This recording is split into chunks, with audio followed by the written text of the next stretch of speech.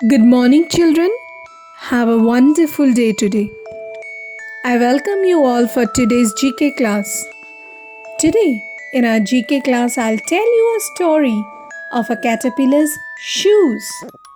There was a caterpillar. He had many feet. It used to eat and walk, eat and walk. One day, it didn't want to eat or walk anymore. He felt his shoes were tight and small. So he wanted to find new feet for his shoes. So the caterpillar decided to walk in the woods. While walking, he met Mr. Woodlouse. And caterpillar offered his shoes to Mr. Woodlouse. Mr. Woodlouse was very happy after getting a new pair of shoes. Then he thanked him and Mr. Caterpillar bid goodbye. After that, he met a spider who was dangling from a branch of a tree. Mr. Caterpillar offered his shoes to him too. And Mr. Spider was very happy after getting new pair of shoes. Then again, the caterpillar walked away. While walking, he met Earthworm. And then Caterpillar said, "Oh, Mr. Earthworm, you don't need a pair of shoes." No. Then the Earthworm said yes. And the caterpillar walked away. Then he met Mr. Grasshopper. Then he offered pair of shoes to him too. After getting a pair of shoe, the grasshopper was very happy and it started jumping here and there and thanked Mr. Caterpillar. And then Mr. Caterpillar very soon met a beetle and offered his shoes to Mr. Beetle. Mr. Beetle was very happy and thanked Caterpillar for a new pair of shoes. Then while walking in the jungle, it could not recognize Mr. Stick Insect. It was so camouflaged with the woods. It started walking and walking, and then Mr. Caterpillar met a small snail and offered his shoes to him. But the snail said, "I want only one shoe." Then Mr. Caterpillar was little sad because he was left with one last shoe. Then he met a flea and offered his shoes to the flea. And the flea was very happy.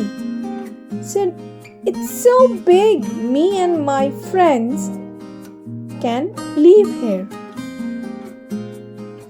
Then the caterpillar was very happy and he was in peace that he got the owner of his last one shoe. Then without a delay, it went to the branch of a tree and made a cocoon and turned into a beautiful butterfly. So children, can you guess today's topic? Yes, today we are going to learn about the insect world. They crawl on leaves. They fly through the air. They even dig in the ground. Insects are practically everywhere. Insects lives in every continent, including Antarctica, although they love to live in warm places. Insects have the largest number of species on Earth. Newly, millions of new species have been identified. Insects are invertebrates. Animals that do not have backbones are called invertebrates. In fact, insects do not have any bones at all. Instead, they have a hard outer shell called exoskeleton. Insects have three main portions in their body: head, thorax, and abdomen. They have 6 legs connected to their thorax. Some of the insects have wings and antennae. Although insects breathe, but they do not have lungs.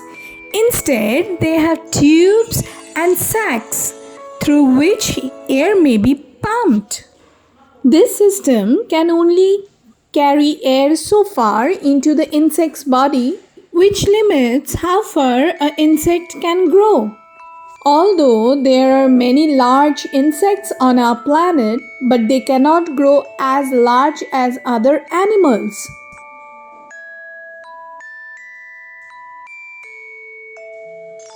Another interesting characteristic is insects' eyes. Insects have a special kind of eyes that is called compound eyes.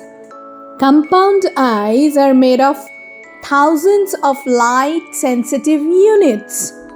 Each unit sees only a small part of insect surroundings, which together creates a mosaic image in pattern of light and dark dots. Insects do not see as well as humans do, but their eyes are excellent in detecting the motion. Insects are cold-blooded, which means they cannot control their body temperature. That is why insects usually live in warm places. That is why you will see more insects during the summer than winters. Insects hatch from eggs. Although some insects basically hatch the smaller version of their adults of the species, many of them go through the incredible change before their adulthood, which is called metamorphosis, which means to transform. The best example of metamorphosis in insects is butterfly. As butterflies begin their lives as caterpillars and increase in size. Once they are fully grown, the caterpillar will attach themselves underside a leaf or a branch and form a pupa or chrysalis. Over a few weeks, the caterpillar inside transforms into a beautiful butterfly. Eventually, it lays eggs of its own, and the cycle starts all over again. Crawling or flying, alone or with thousands of friends. Insects by the millions are incredibly important for Earth. Some insects are beneficial for humans, and some are pests. No matter their shapes, size, or color, insects make big difference being such small creatures. I hope you have enjoyed today's lesson. That's all for today. Thank you, children.